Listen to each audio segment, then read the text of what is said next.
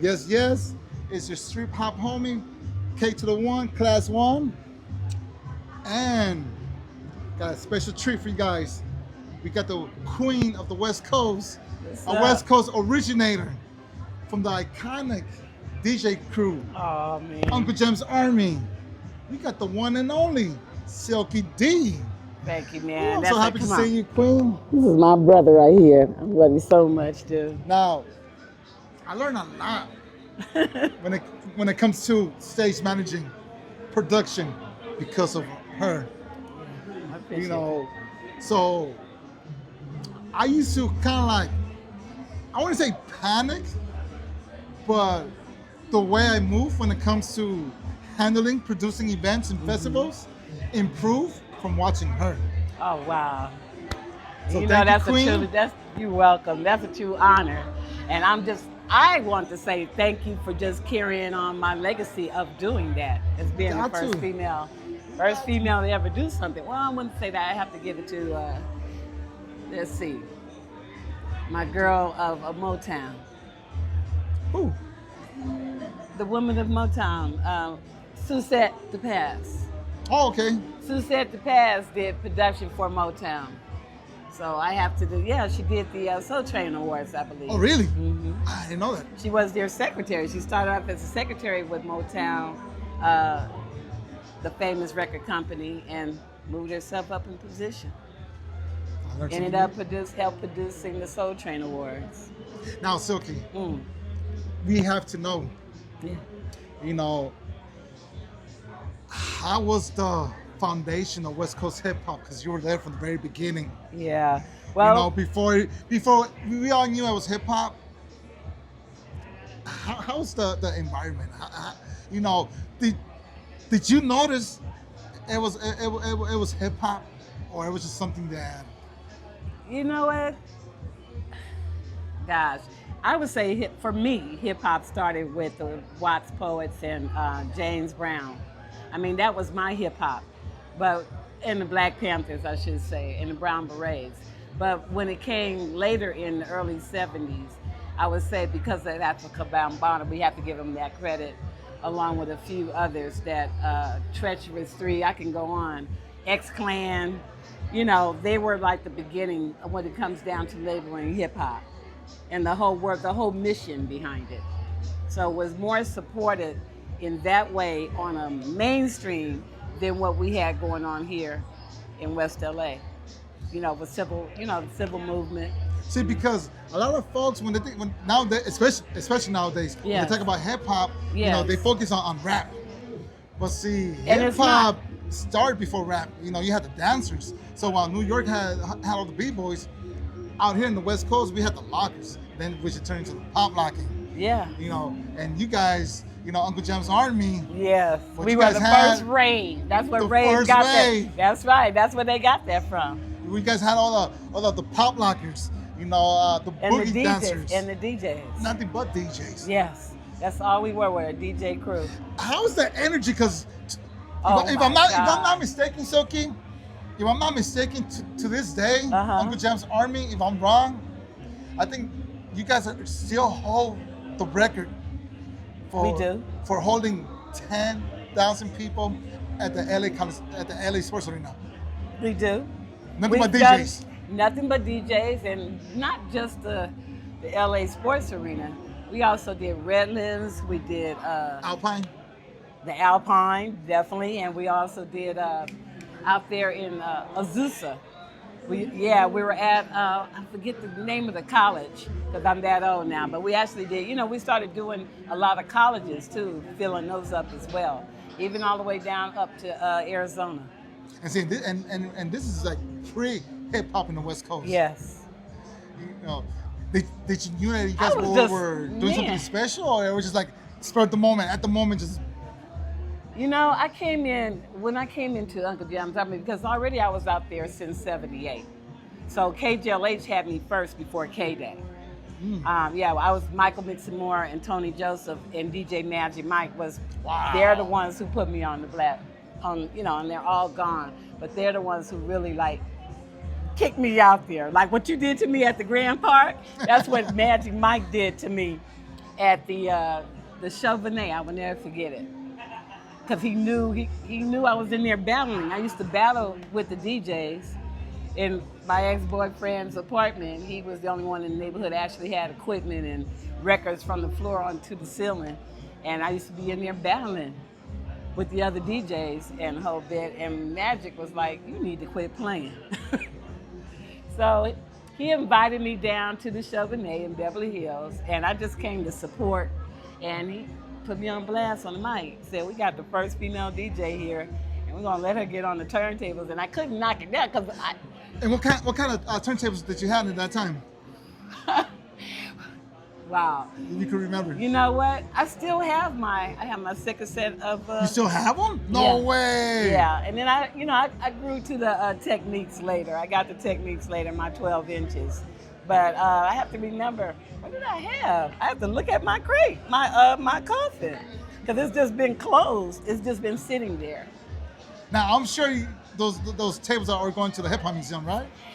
Yeah, they talked me out of, because let you guys know, there's a DJ museum in Las Vegas. Oh, the DJ Museum in Vegas. Yeah, and I was going to donate my turntables there, and then when I mentioned it to UHHM, they're like, wait a minute, hold on, Silky, just let them loan it, because we want yours out there in New York. And I said, oh, okay, so now I can't let them have it, kind of thing. I was trying to get rid of it. Now, that being said, you still having your tables, what about the records? Oh got my God! Or no? Yes, I do, but not all. I had enough. Look, I had enough music that would fill up this whole place right here. Oh wow! Yeah, time. I would say not being in a relationship anymore. Theft, right? And it's all good. But I still have a nice small collection of my wax. Now, what motivated you to jump the tables? You know what? I think it was because I grew into it. I was a little girl playing 78s for my grandparents. Oh, wow. And that was my pastime, because I would just say growing up as a kid, my home life really wasn't, my home life wasn't happy, basically.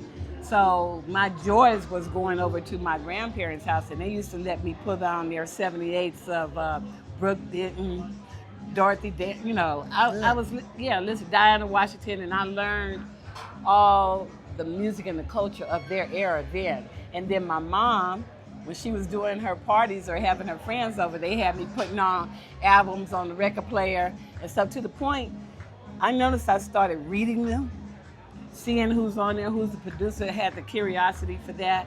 And then by the time I turned 16 years old, Reggie Reg DJ my sweet 16th birthday party, and I had the first touch of knowing how to play a record on it, because he needed a bathroom break. So I came behind and, and I think he kind of sparked me to really just take it to another level, along with a few others that I can mention, like the Corn Man. And he used to had his morning show on KDL Lake. So that's how that, but if it was not for Magic Mike, I don't think, there would not be no Silky. No, I don't think it would be a Silky, because first, it was hard for me to get into the door, just who I am as a female. The guys would take I used to make mixtapes, because that would be the way how a promoter or a club owner would hire you in their club, and let them go and give them a tape without me even mentioning my name. And then they liked it, and I got hired. So I would come and check out the place, right?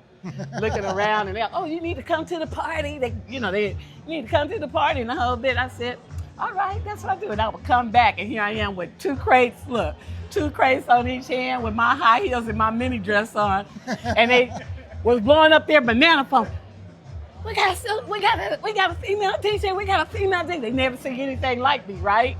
And that's, the rest is history. And see, it was dope is that we're talking about also, like Uncle Jam's Army. For those who don't know about Uncle Jam's Army, you have Egyptian Lover, DJ Pooh, Bobcat, Battle Cat. Don't forget, even there was so many. Muffler, Big Dad. Come on. The name goes on and on. So many iconic. King T was actually a member of. Ice-T. Yes. Now, but back then, you guys were just DJs DJs rocking parties. Man, not only that, you know what? Didn't realize that we also launched off all the freak dances. We were the first to create the big booty contest, the pretty leg contest, the freak contest. All came out of Uncle Jamm and Ben's. That's crazy, huh? Beyond crazy.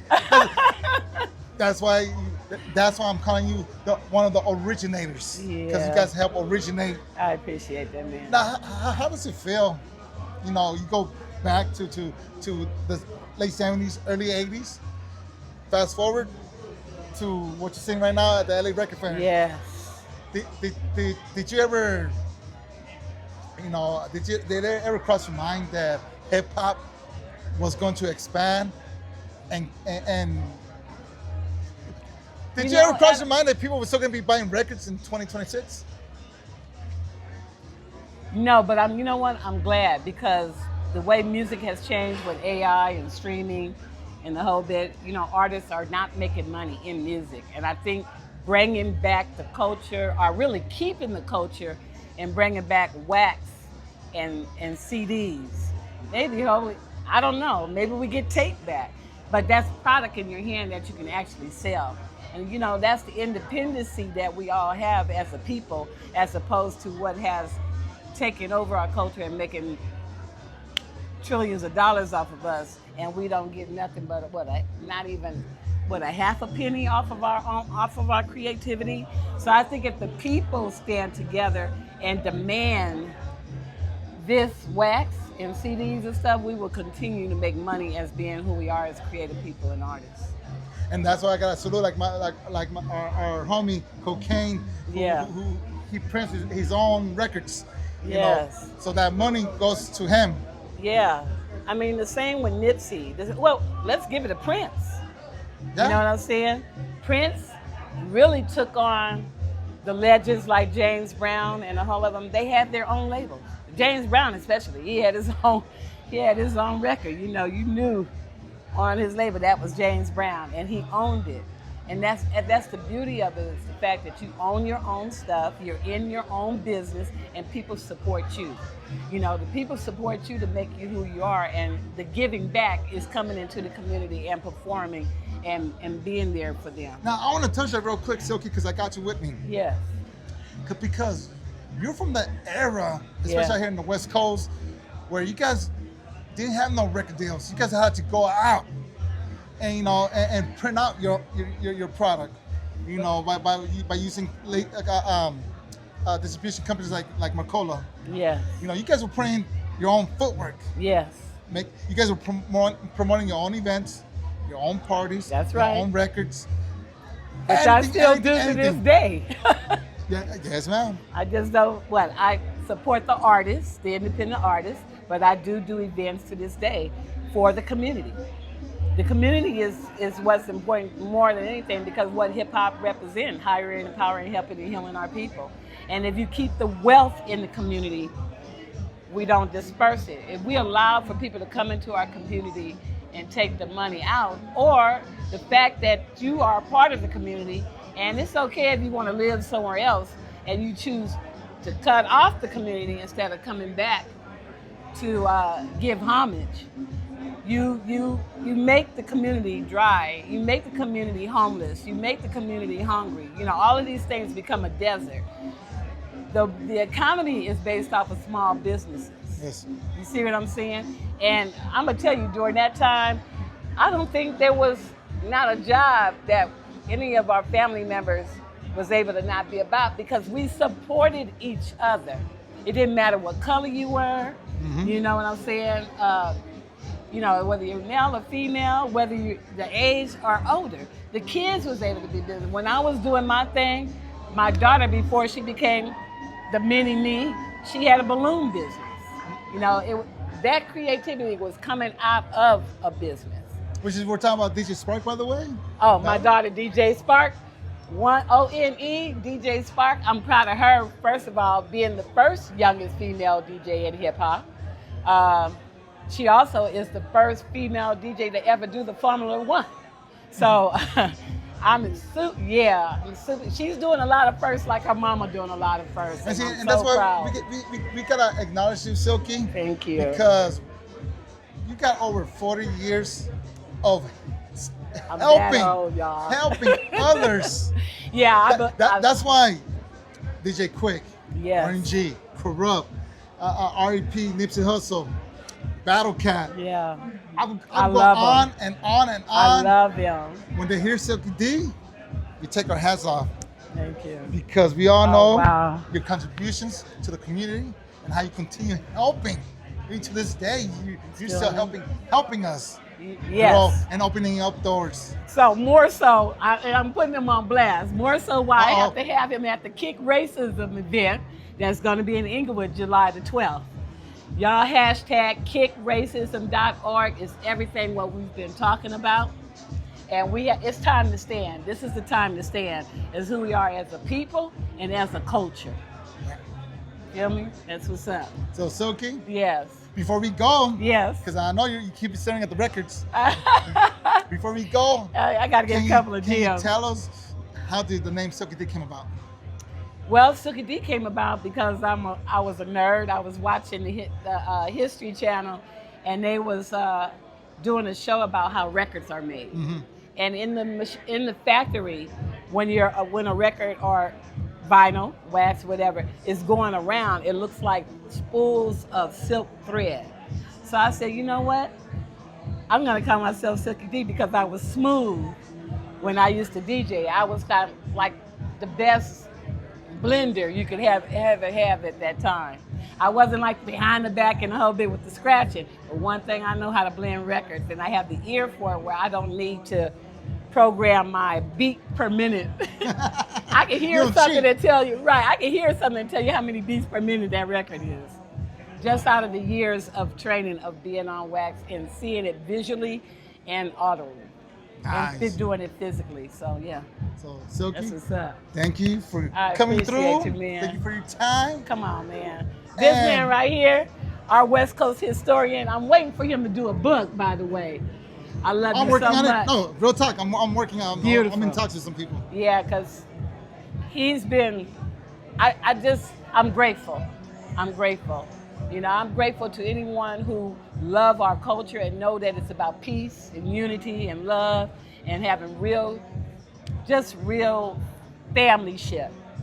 No matter what, we all got our ups and downs or whatever, but it never comes to play that we know the love that we have for each other, regardless of what life is. 100. Support each other. So, and trust me, y'all check me out on One Such Queen. I am one who do support. I always say I'm your fairy godmother. Be careful for what you ask for, because I'm one to give it to you. yes, ma'am. So once again, yeah, we're out. Live at the Record Fair. Peace.